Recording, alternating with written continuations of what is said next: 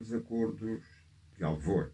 E para nos fazer compreender e refletir um bocadinho, temos aqui nos nossos estúdios, como convidado especial, o Dr. Tiago Quissua, que é especialista em relações internacionais, a quem nós estendemos o nosso muito bom dia e boas entradas.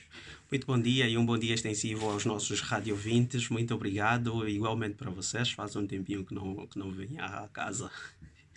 E nada melhor do que começarmos com este tema. Recordar aqui o 15 de janeiro de 1975, quando foi assinado o Acordo de Alvor, que definiu os princípios da partilha do poder em Angola entre o MPLA, a UNITA e a FNLA, após a independência do país de Portugal. Celebrou-se então no dia 15 de janeiro o 46 anos da assinatura dos acordos de Alvor, que de facto são acordos que fazem parte da nossa própria história, da história política de Angola.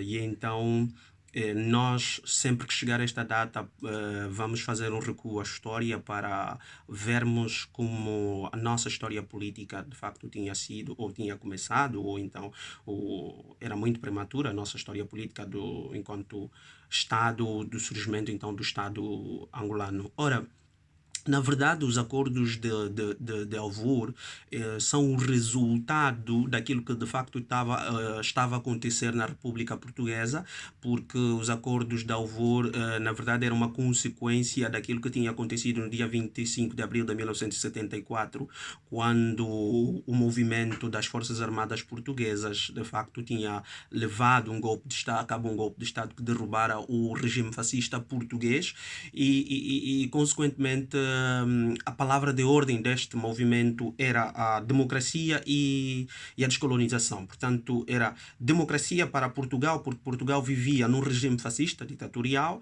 e a descolonização para as colónias portuguesas, porque o conflito ou então a luta de libertação destes mesmos países, dessas colónias que eram levadas a cabo pelos movimentos de luta de libertação, deixava de facto o país completamente desgastado. Portugal deixava Portugal muito desgastado do ponto de vista econômico, político e social.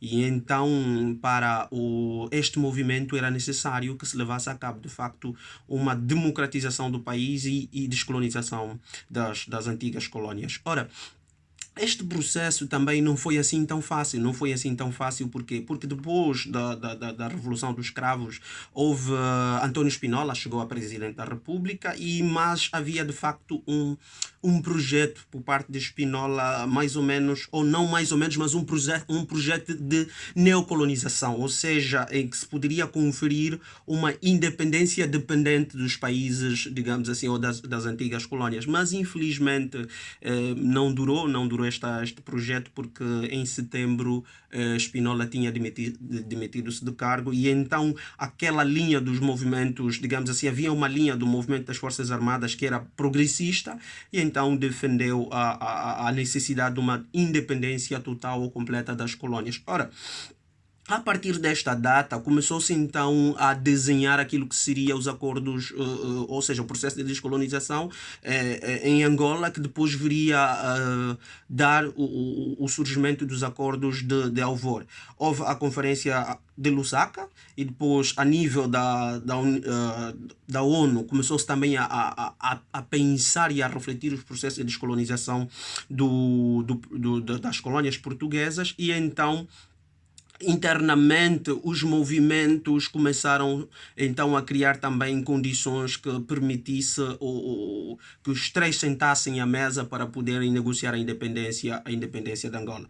Mas ainda assim, em 1974 havia de facto um grande problema, e este problema é um dos problemas que fez com que os acordos de Alvor não se materializassem e tivesse os efeitos que teve, que era a normalização das relações entre os três movimentos. Portanto, não existia uma coesão entre os movimentos, não existia um conflito ideológico entre os movimentos, e isto depois fez com que criasse uma dificuldade do ponto de vista de diálogo e de concertação entre os três movimentos.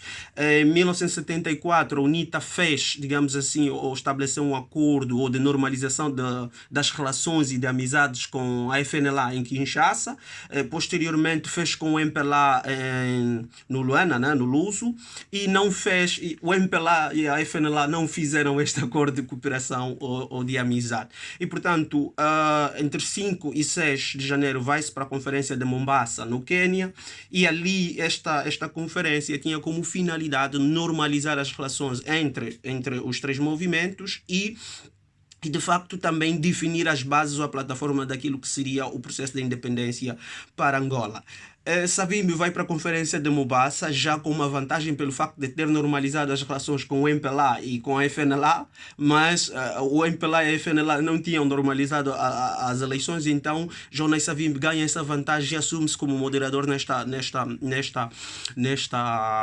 conferência e então foi persuadindo que Jomo Kenyatta encontrasse uma solução para a normalização das relações entre os três movimentos. Ora, conseguiu-se a normalização das relações entre os três movimentos, o MPLA, a FNLA e a UNITA, e então, a partir da Conferência de Mombasa, surge ali um documento, a plataforma que depois poderia orientar aquilo que seria a Conferência de Alvor. Como qualquer acordo tem como finalidade negociar um objeto negociado e é o acordo das partes envolvidas no processo de negociação, e então de 10 a 15 de janeiro estávamos em 5 a 6 em Mombasa, no Quênia, e de 10 a 15 de janeiro em Portugal, na cidade de Alvor, que havia de facto 4 delegações, a delegação portuguesa e a delegação dos três movimentos. Assinou-se então nesta conferência de Alvor, culmina com o acordo de Alvor. O objeto negociado era de facto a independência de Angola e neste acordo o primeiro capítulo defendia que Portugal reconhecesse como o MPLA, a UNITA e a FNLA como os representantes legítimos do povo angolano, que Portugal, que Angola de facto deveria ser um país independente, a independência do povo angolano. Também o acordo previa que era necessário, ou seja, Angola era uma unidade política, ou seja, não uma unidade política, mas um território indivisível. Mas por que é que se defendia este ponto no acordo de Lusaka? Por causa da questão de Cabinda, ou seja, concebia-se Cabinda como parte integrante de Angola, como a própria Constituição portuguesa previa de 1933, se a memória não me falha. E então um outro ponto a se discutir era então a fixação da data para a proclamação da independência de Angola, a 11 de novembro de 1975. E então assinou-se os acordos de Alvor, mas infelizmente a partir de março de 1975 começa a surgir o conflito entre o MPLA e a FNLA, porque de facto aquela normalização da relação era uma normalização meramente formal e forçada, porque também pairava o sentimento de desconfiança entre os movimentos e era uma luta que visava o alcance ao poder, quem de facto teria o poder do país. E então a FNLA, o MPLA procurava expulsar a FNLA de Luanda e a FNLA procurava expulsar o MPLA do ISE e do Zaire, e posteriormente ali estava lançada de facto as bases para o nosso conflito armado ou para a guerra civil em Angola. E infelizmente depois houve e era no quadro da Guerra Fria, as potências também estavam em busca de vantagens geopolíticas e ali começou-se a surgir então a possibilidade ou a abertura para que estes movimentos fossem financiados. Ora, a FNLA, aliada ou com apoio do Marshal Mobutu Sese Ngabendo Azabanga, que financiou, então apoiou com o exército zairense, começa uma armada no norte e no sul, e depois a UNITA recebeu, digamos assim, o apoio das tropas sul-africanas do regime da apartheid, e o objetivo era então de facto chegar à capital, tirar o MPLA à capital e para proclamar a independência. E isso depois fracassou até a 10 de novembro de 1975, e no dia 11 de novembro de 1975 o MPLA proclamou a independência na capital e a UNITA e a FNLA proclamaram no AMBO a República Democrática de Angola, quando o MPLA tinha proclamado a República Popular de Angola. A República Democrática de Angola não durou, e porque a República Popular de Angola tinha já sido reconhecida pela OA em 1976, em janeiro, se a memória não me falha, e dali então estavam lançadas as bases para o nosso conflito e a guerra que durou até fevereiro de 2002. Então os acordos de Alvor são de facto estes acordos que marcaram o processo de negociação para a independência de Angola, mas infelizmente não foi materializado porque as partes envolventes não quiseram materializá-lo por força da desconfiança, do conflito ideológico e da não normalização das relações entre eles.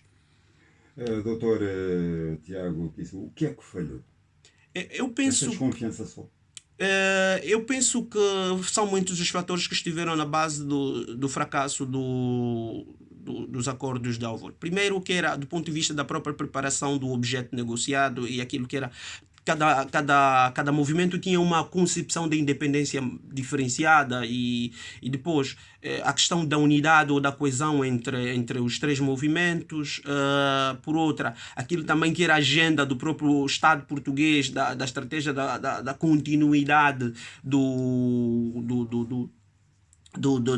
da neocolonização, e vê-se que Portugal não estava interessado mesmo com a criação do tal governo de transição. É um governo que praticamente não exerceu aquilo que deveria de facto exercer o seu verdadeiro papel, e porque em muitas reuniões e encontros Portugal abstia-se deste mesmo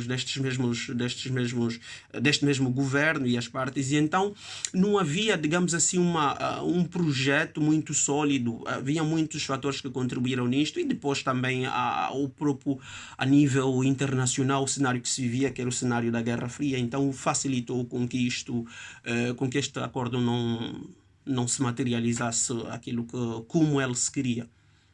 Portanto, mesmo em Portugal, conforme o doutor disse, não é? Foi também a democracia para o país. Sim. Estava também, se calhar, um bocado fragilizado com o golpe de Estado, que felizmente foi sem derrame de sangue. Sim. Ficou conhecido como a Revolução dos Escravos. Mas politicamente Portugal estava fragilizado e não conseguiu. E depois, claro, porque era nós termos um problema em casa e querer resolver o problema do vizinho. Ou então, agora deixamos isso, que eles matem-se e eles é que sabem o que é que eles vão fazer com isto. E então isto depois também contribuiu significativamente na não materialização do acordo como se previa. Hoje então a falarmos aqui, a recordar os acordos de Alvor. De Alvor, de 1975, portanto meses antes da nossa independência. Hoje, felizmente, depois de quase 30 anos de uma guerra fratricida, mas felizmente hoje o país a caminhar o país a caminhar pelos seus próprios pés e pelos seus próprios filhos da terra a conduzirem, os angolanos a conduzirem os destinos do nosso próprio país, mas ainda assim os desafios são grandes do ponto de vista daquilo que é a transformação da própria sociedade angolana numa sociedade efetivamente democrática, que isto é um processo também que devemos reconhecer que não é da noite por dia. É um desafio enorme do ponto de vista da garantia das condições socioeconómicas, constitui um grande desafio para a sociedade angolana, e aqui há mais um grande problema, que é o problema dos partidos. Nós agora precisamos entrar numa fase de refletir o país e que não precisamos ficar muito agarrado aos partidos políticos, ou seja, abrirmos para o diálogo, para o desenvolvimento do nosso país.